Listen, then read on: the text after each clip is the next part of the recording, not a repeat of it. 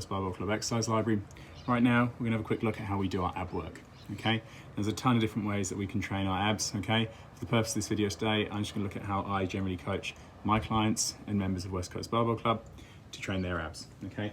Now, when doing our ab training, I quite like to get people to focus on breathing and bracing, much like they would when going for a heavy squat or heavy deadlift, okay? I tend to gravitate away from sit-ups and loaded flexion, not for any reason other than I don't necessarily think it carries over as well to the form of ab work that I generally do, but there is nothing inherently wrong with doing a ton of sit-ups if you want to, as long as they're programmed appropriately. Okay, now I'm just gonna give you a quick demo of how I choose to do my ab work and a few of the movements that I go through. Okay, how you choose to do your ab work is entirely up to you. Okay, what we're looking for is isometric contractions. Okay, so the ability to brace in position. Okay, that can be achieved through planks, hollow holds, leg raises, and many other variations, okay? So I'm just gonna go through some hollow holds and some leg raises, okay? And I'm gonna do some rotational flexion work as well in the form of bicycle crunches, okay? This will give you a few ideas of how you can lay out your core work, and as you'll see in your programming, I normally set a time domain and intensity target for doing this, as opposed to sets and reps.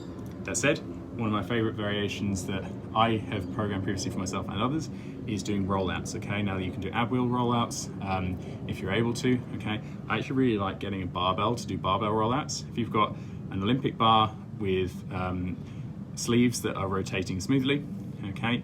And you have bumper plates, okay?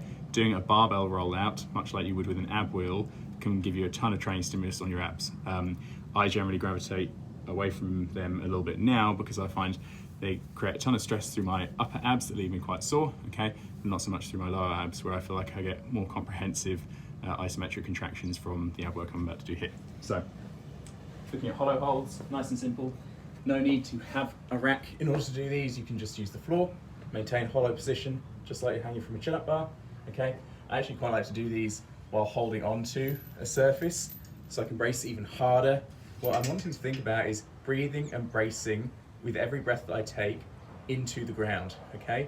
Any natural lordotic curve in the lower back, I want to try and eliminate and try to press and brace into the ground, okay? So like I said, each breath is almost like a rep on a heavy squat or a heavy deadlift. So here we go.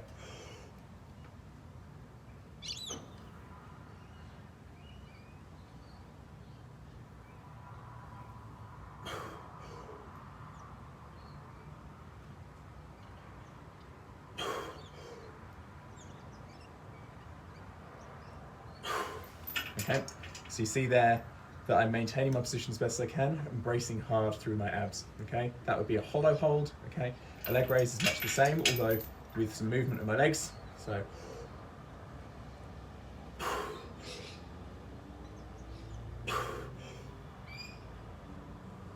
There's a few reps there of leg raises. Like I say, I'm really focusing on contracting my abs as much as possible, okay?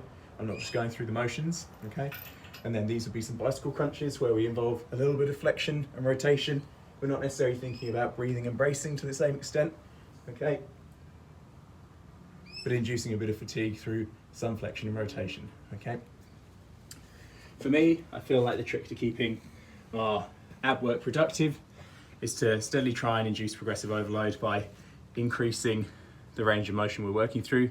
So with hollow holds and leg raises over a training block, I might try to go through slightly greater range of motion with my legs when doing leg raises, or have my legs slightly lower while doing hollow holds, okay? Accumulating more reps per unit of time that we're working through, and so on, okay? I'm quite happy doing the same few exercises and just gradually trying to improve my performance in them when doing my ab work, okay? But if you like greater variety in your ab work, feel free to mix it up. Honestly, I'm not biased towards any one form of ab work, okay? Beyond the fact that I do like people to breathe and brace tight when doing their ab work to the best of their abilities, rather than smashing out a ton of reps without any real focus.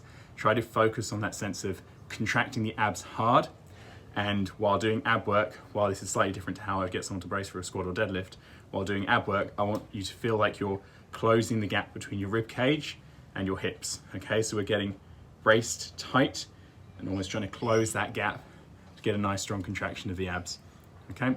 Like I said, there's a ton of different ways that you can train your abs.